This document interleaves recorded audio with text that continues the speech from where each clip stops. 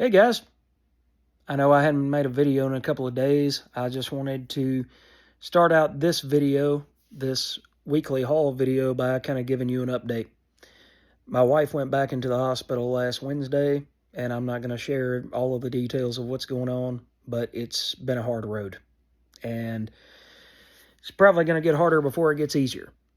So I chose to dig myself into these comics, and I've also been digging myself as much time as I have into working on finishing the comic book room. So that's something to look forward to. It's going to be done sooner rather than later. I've hung some posters on the wall, and really all there is left to do is get all of the rest of my books into the cabinets, and then work on setting up a place to shoot these videos. So if you guys will be patient, hopefully by next week, then that setup will be complete, or at least it'll be complete enough that I can shoot this video there. But anyway, that's just a little update in my personal experience and personal life to let you know why I haven't done a new video since Saturday. So anyway, enough of real life. Let's go ahead and take a look at the books I picked up this week. What we got? Oh, all right. So we're going to start with the book of the week, like we always do, and this is The Sacrificers by Rick Remender, Max Fumara, and this is issue 17. So what makes this the book of the week? It's got twists, it's got turns, it's got surprises, it's got Seluna, who has returned to her royal status. Her father has taken her back in with open arms and looks forward to rekindling that relationship with his daughter. Okay? And there's only one catch. She decides that she doesn't want the world that he's offering her. So something happens at this dinner party. A lot of people drink from the cups. She does not. It's a twist that you didn't really see coming. You knew that there would be a betrayal at some point, but you didn't know exactly who was going to be doing the betraying. And we also get a return of a character that we didn't think that we would see again. So that was kind of surprising, although I will admit that it somewhat negates what happened in the last issue, and somewhat negates the weight, the emotional weight that I felt after reading the last issue. But this book just continues to get better and better and better, just like this, the Seasons and Escape, which are also two other books that Rick Remender is currently writing. Both of those just continue to get stronger each and every month. So, guys, if you haven't been reading The Sacrificers, go out there, find your local comic shop, or go online and order the first trade, and probably the second trade is out as well now, and get caught up. If you're not reading this book, you're missing out on one of the best books that not only of this year, but that Rick Remender, he's sorry guys, my thoughts are scattered somewhat. Rick Remender is excellent at writing superhero books, but he's better, or as we say in Mississippi, more excellenter, at creating these amazing characters. And then, in a very Jeff Lemire kind of way, putting them through a grinder to see what happens and how they're going to come out the other side. Are they going to come out and become Jimmy Dean sausages, or are they going to be stronger? And in this book, there's a whole lot of fighting and a whole lot of, are they going to be sausage, or are they going to be stronger? So if you like that sort of stuff, Pick up the sacrificers. What are you waiting for? Next up, we have the return of John Romita Jr. to The Amazing Spider-Man. This is issue 16, written by Joe Kelly and art by J.R. with inks by Scott Hanna. And here we get to see Plague RX.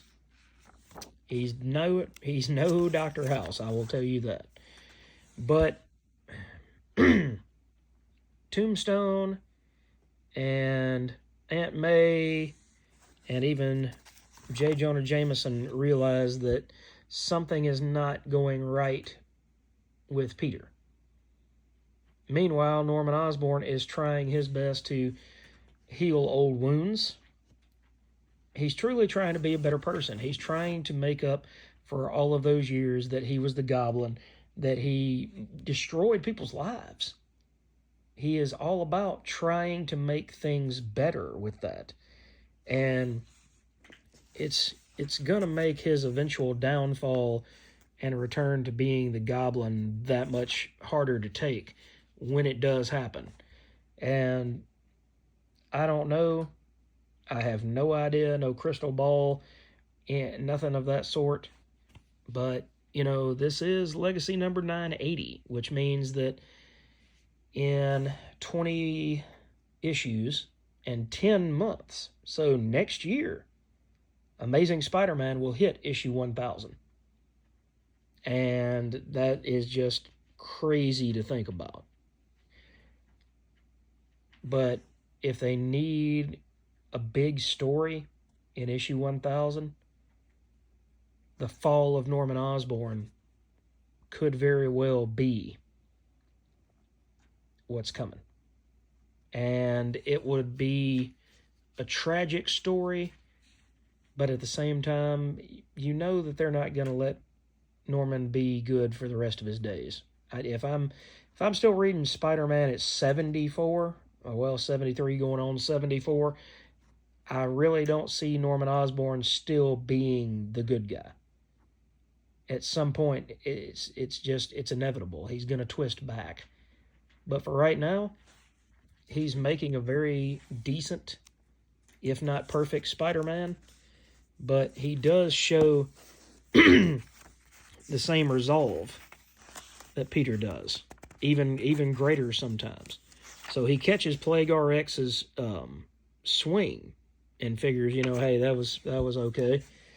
But then he gets hit by something, and he doesn't understand what it is, and Tombstone explains it. He said, Plague RX is like a bank, but for pain. He just made a transfer into your account. So everything that you did to the Shocker and his men, PRX absorbed those injuries and held them, and now they're back with you. Don't ask me how. I'm not the scientist that created him. But he still comes back, and he still finds that resolve, and he still fights Tombstone. So you still get to see Peter Parker, or at least Spider-Man, not giving up. Now, Norman Osborn doesn't give up from a different place than Peter does. Peter doesn't give up because he feels still as though he owes Uncle Ben and everyone that he's ever hurt in his life to not give up. Norman Osborn doesn't give up because he kind of resembles me. If I feel like I'm going to lose control of a situation in certain situations, or if I don't understand what's going on, sometimes I just get madder, kind of like the Hulk. And I push through that. And that's what happened with Goblin Spider here, is that Norman just became angrier and pushed through it. And Tombstone realized, he's like, no, you're not him. You're wearing the suit, but you're not Spider-Man. So, interesting. It's like really, really good. And I've got to say that if nothing else, Joe Kelly is bringing new characters into the fold and refreshing the old characters. So it's awesome to see somebody who actually cares about the character being on the title. Now, do I think Plague RX is going to be, a recurring monster that Peter fights? I don't know, possibly. I will say that's a really crappy costume, and they probably need to redesign that. But at the same time, it looks like a formidable villain. So let's see where that goes. All right, next up is Everything Dead and Dying, issue number 3 by Tate Bromble, Jacob Phillips. And this is from Image Comics. And we get to see the continuation of this father going all out to protect his daughter. And the thing is, he's living in the Walking Dead world, and he still wants to protect his husband and his daughter, and they're walkers. And this group of people, led by this fella here, just pretty much showed up on his door, and when they saw the walkers, they fired first and asked questions later. And it really, really pissed off this man, because he lost who he thought was his husband. He lost somebody important to him. He lost his spouse. And a lot of people would react in the same way. They would want to protect the people that they love, even though it's a twisted way of protection. And even though it's not real, it's not real. It's as not real as Rick in The Walking Dead talking into the phone and talking to his wife. She's dead. She's not there. And he said, is this real? And she said, no, of course not. Of course this is not. And to bring that up, if you guys never read the 51st issue of The Walking Dead, and you only saw that sequence through the TV show, it doesn't carry the same punch.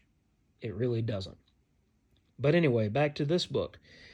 Here you still have a story about family. You still have a story about someone trying to protect that family, and you get this awesome Jacob Phillips artwork along the way, which I apparently can only show you 2 pages of because the book doesn't want to turn properly. But you do get this amazing artwork. You get the story by Tate Bromble talking about family and responsibility and taking care of the people that you love the most, and taking care of them because they were good to you and they took care of you, and because it's the right thing to protect house and home. So it's really in the same vein as The Walking Dead. And I don't see this book going as long as The Walking Dead, but it will be one heck of a roller coaster to see how this man protects himself and his dying town. All right, next up, we have issue 6 of News from the Fallout. This is by Chris Condon with art by Jeffrey Allen Love. And so here we get I thought it was the conclusion, but everything is told in silhouettes as the other issues have been. And you've got the young soldier on the run being chased by the man from the town.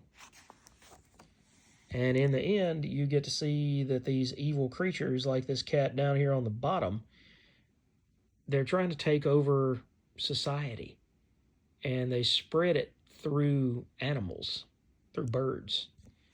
And through all of this, there is intrigue, there's double crossing, and you just get a sense that so much more is going on than you can take in. It's a pretty simple story if you just look at it that way, about there being some sort of nuclear bomb or something has gone off at this facility in the 60s, and everything went to hell in a handbasket. And that's pretty much the story. Zombies walk the earth, or undead, or possibly vampires, But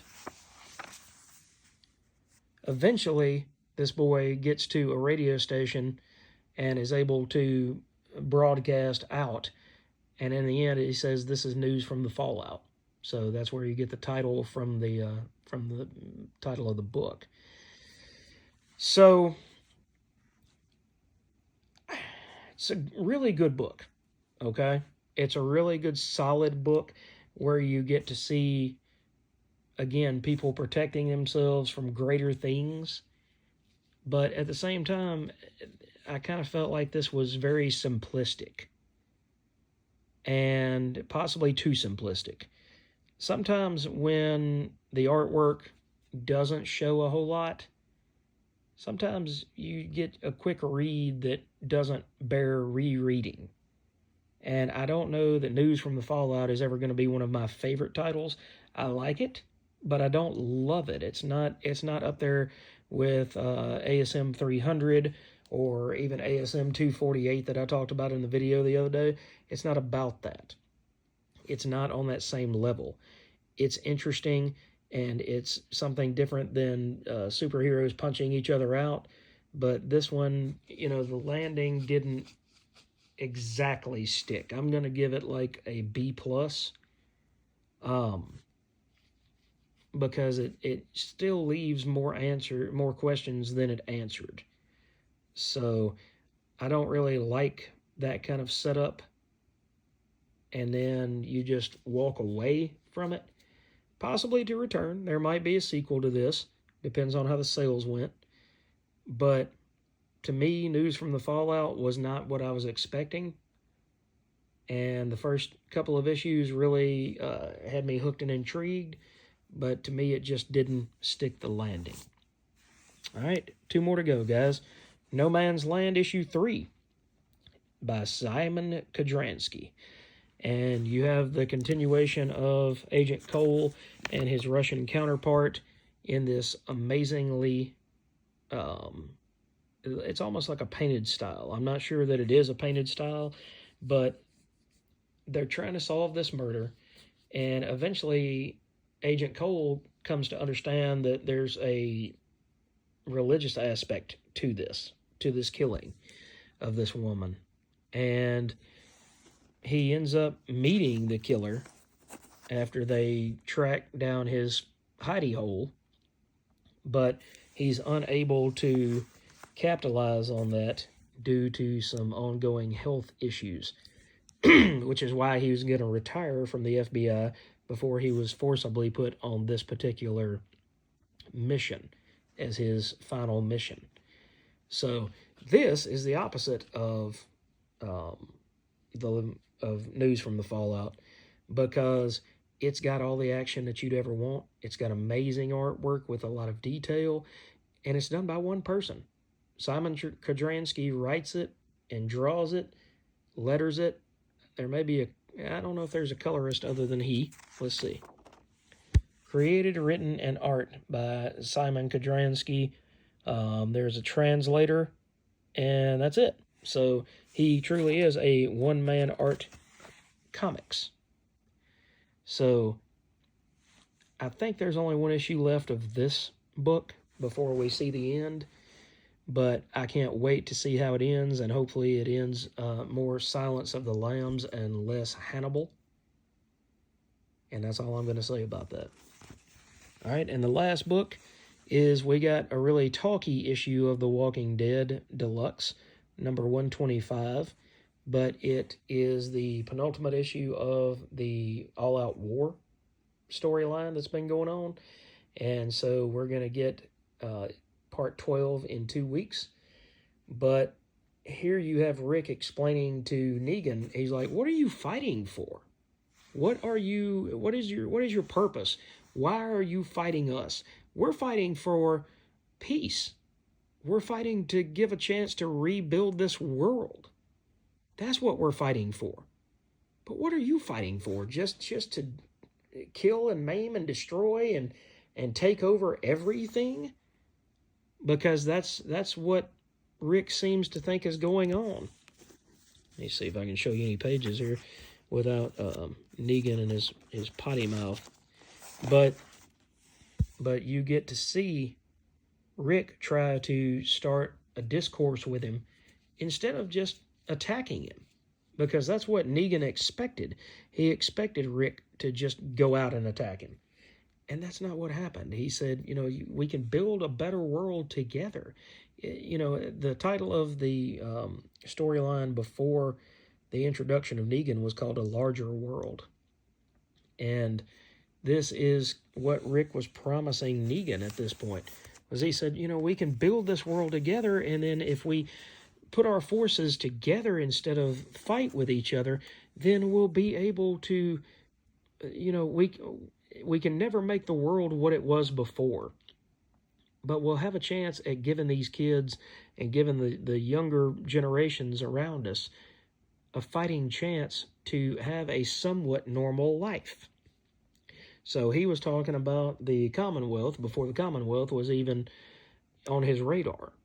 And I really believe at one point that Rick wanted this, and he wanted to be at peace with Negan. He did not want to fight Negan, but something happens on the last page that kind of turns everything upside down. So we see the conclusion of this in 2 weeks, and then we move on to a time jump. So that's the books I picked up this week. I hope that you guys found everything that you were looking for at the comic shop. And I hope that you guys can't wait to see what the comic book room looks like. Please continue those prayers and thoughts for my wife. They are greatly appreciated by each and every person that does.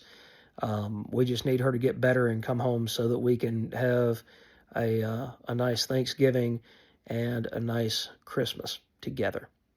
By the way, I haven't mentioned it, but today is our 2nd wedding anniversary. So happy anniversary, sweetheart. I am so sorry that you're laid up in a hospital bed and that you're hurting and that I can't do anything to take that pain away. If I could, I would. That would be my Christmas wish, to take every ounce of pain that you're suffering right now and take it away and take it upon myself. Anyway, guys, thanks for joining me. If you haven't liked and subscribed to the channel, please do that. I need more fresh bodies. It's kind of like Everything Dead and Dying and The Walking Dead. I need fresh bodies. So if you guys can get one person to join in, just keep talking this channel up. I will keep bringing you great new content. I can't guarantee you that I'll have a new video up tomorrow, but I will do my very best because I do have one lined up.